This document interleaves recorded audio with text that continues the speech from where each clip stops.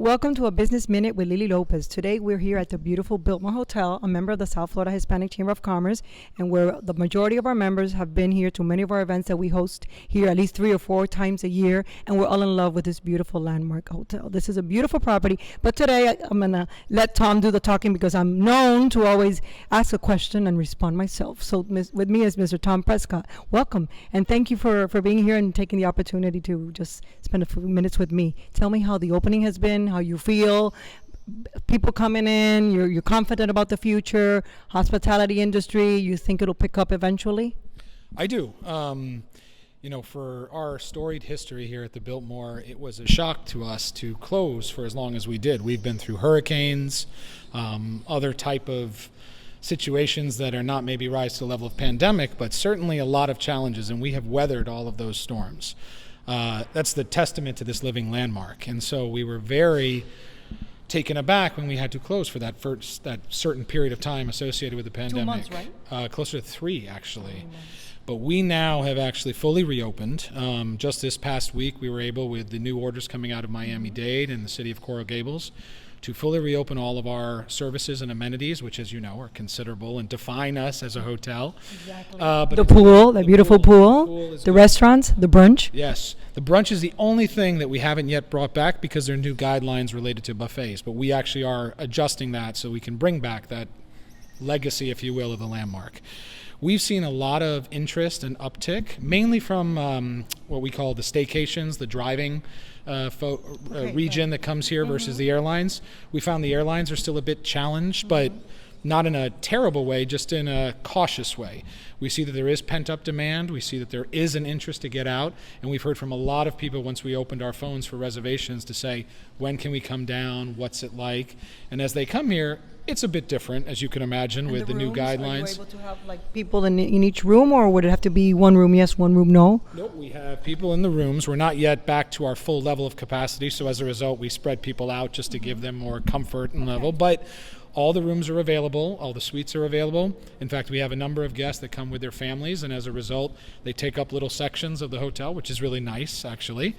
They also get to ride in the elevator together because there's an exception for that rule. If not, then you have to adjust a little bit and be just a couple people at 6-foot distance in the elevators. But little things like that, you get around, you get used to, and it's part of this new normal that we all are living through. And how do you feel being the son of the legendary Gene Prescott? Oh, my. A great man. I love him a lot. He's a wonderful man and so well known and respected in the community. So how do you feel about your father? I am very, very appreciative of you saying that, as you can imagine. I'm biased, of course, but yes, it is a tough role model to follow. I do my best to try to just step in a little bit of his shoes and make sure that I keep it steering in the right direction.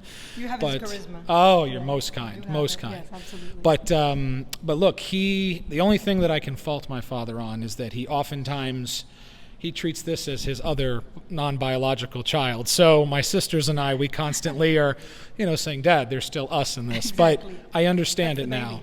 And it's the Biltmore is the baby. Yeah, it's part of us. It's part of our family's DNA, and we believe in it truly. Absolutely. Well, anything else you would like to add before we turn it over to 90 Seconds of Tech with Yendi Alvarez? I would say that we are honored to be in the partnership with your organization, as you know, and we always love when you come here and your members. It's a family, extended family, and that's something we want to continue from our family to yours and beyond. Thank you so much. And absolutely, we will continue participating here, bringing our events of the South Florida Hispanic Chamber because the service is wonderful. Everything is amazing. And I'm not saying it just because he's with me. I'm saying it because everybody who's listening to me, they know that we do a lot of events here. This is one of the most beautiful places in the world. So now I send this over to 90 Seconds of Tech with Yendi Alvarez. Thank you. Hey Miami, this is Yendi Alvarez for 90 Seconds of Tech. Now, we live in one of the world's top travel destinations, and our local economy is driven by the millions of visitors that come to the place we call home year after year. Now, if you're a business owner looking to promote your brand, products, services, or shop to more than 25 million people and get a piece of that $20 billion revenue pie, have I got an app for you. Let me introduce you to Freebie app. This homegrown Miami-based company created an app for tourists to download and request free rides all over town in an electric, eco-friendly vehicle. It's a super fun way to see our beautiful city, but here's why it's good for business. Each Freebie car simultaneously markets national brands and local businesses, allowing consumers to become more familiar with each product, service, or establishment. It's a great way to advertise and connect you to your potential customer. You can check out all the details on freebieride.com or download the app in the App Store. For 90 Seconds of Tech, this is Yendi Alvarez reminding you that when you come to Miami, estás en familia.